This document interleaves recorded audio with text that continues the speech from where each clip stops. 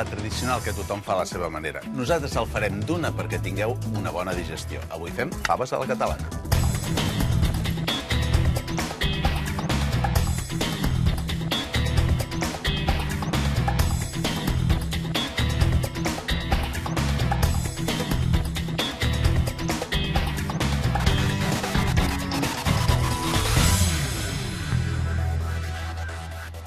Aquí ha tornat la cansalada de coll.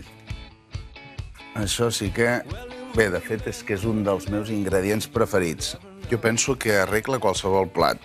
Crec que hauríem de promoure el hashtag #NoBaconNoParty. I la tallarem a trossets, la saltarem sense oli ni res perquè ja té suficient greix. El que sí que farem la pell és aquí, per la banda aquesta del greix, la començaré a posar a la paella. Ho deixem aquí, després ho traiem, La freguem, ja veieu que comença a suar. I tallem la cansalada a daus, més o menys d'aquesta mida. Després tot això queda encongit.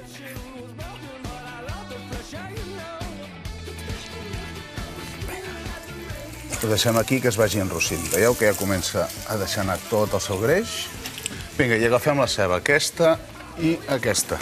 Les tallarem així en forma de mitja lluna. Primer fem la meitat i una vegada la tenim així, tallarem per aquí. I el tros de cua també li deixem.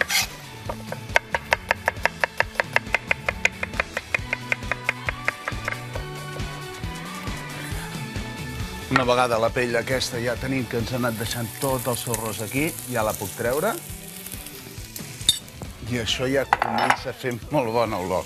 Pràcticament enrossida, però de dins encara ens queda una mica crua, però de fora ja ho tenim cruixent. La retirem.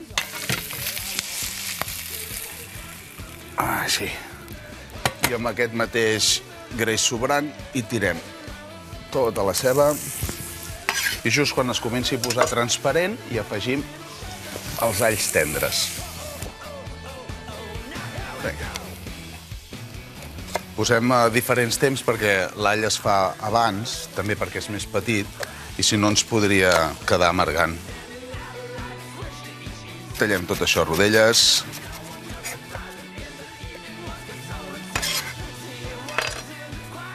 Afegim una mica més d'oli, que se l'ha menjat tot el que hi havia de la cansalada. El que passa que aquí ens n'ha quedat una mica. Tampoc ens passem, però ara sí que tot ens queda molt més tou. És el moment d'afegir-hi els alls tendres. Tot cap dins.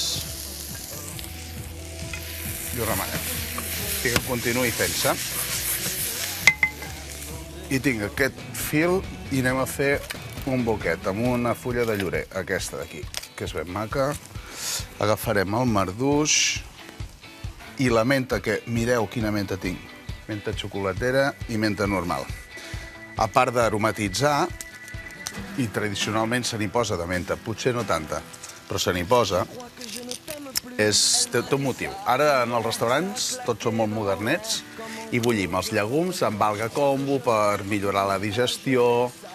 El que passa és que llegint he descobert que això que era tan tradicional com posar-hi marduix i menta era pel mateix propòsit que l'alga kombu, és a dir, que té els mateixos efectes, ens millora la digestió. Així que potser no cal ser tan modernet i anar a buscar alga kombu. El vi ranci, incorporar sabors, afegir-li també el sabor del vi ranci i aquest aroma de rostit. I una vegada s'ha evaporat l'alcohol i afegim totes aquestes faves. Les deixem aquí. Abaixem el foc al mínim i ho cobrirem amb aigua.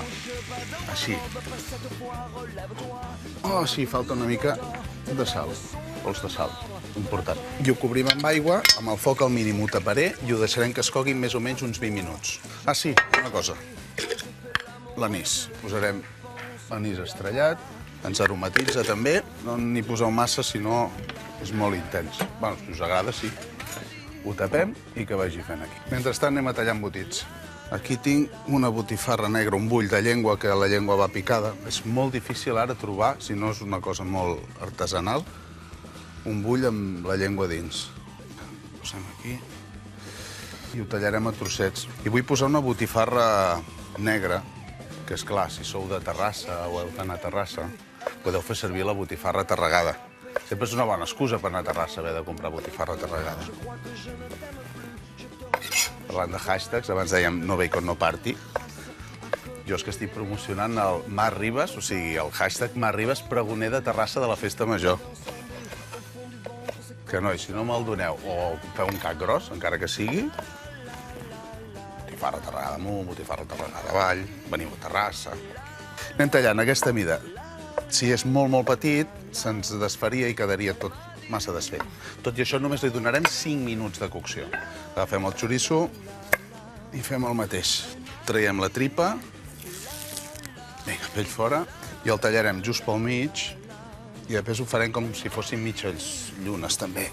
Aquí. Cadascú fa a la seva manera. Hi ha qui li posa xoriço, hi ha qui no. Hi ha qui li posa la cansalada, hi ha qui de coll o de panxeta o fumada. Cadascú li posa el que li agrada, o fins i tot costella de porc, confitada, o crua. L'últim tros, i això, fixeu-vos, com que ho tenim al mínim, no heu de veure aquell xup, xup, xup, xup. El que sí que fa és que pràcticament ens les ofega, les faves, i ens les deixa així totes estofades, ens ha quedat tot ben reduït, i tirem ara l'embotit, xoriço per aquí, botifarra per aquí, i la cansalada.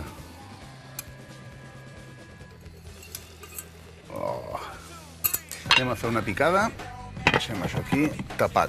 I farem una altra picada d'aquelles una mica diferents. Ja sabeu que m'agrada anar jugant amb les picades, i aquesta vegada el que farem servir en comptes de pa, ni fregit, ni torrat, ni cru, és un carquinyoli. Posem un carquinyoli, són molt petits, n'hi posaré 2. Aquest que està així a la meitat. Això ens hi donarà un punt dolç, per contrarrestar l'acidesa també. 10 avellanes torrades i 10 ametlles torrades, amb pell.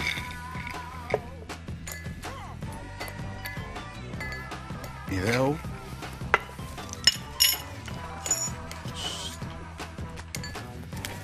I 10.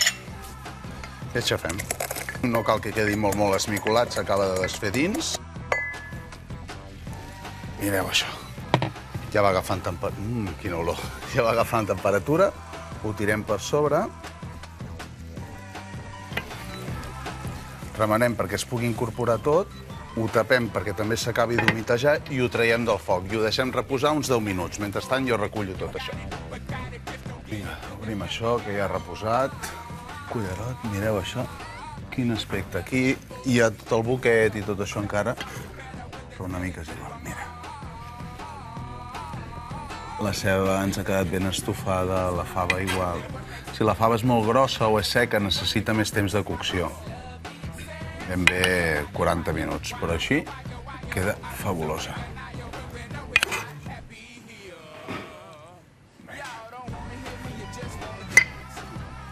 I aquí ja ho tenim. Té una pinta, això.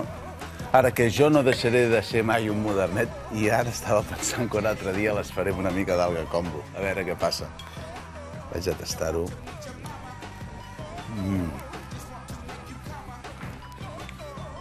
Brutal.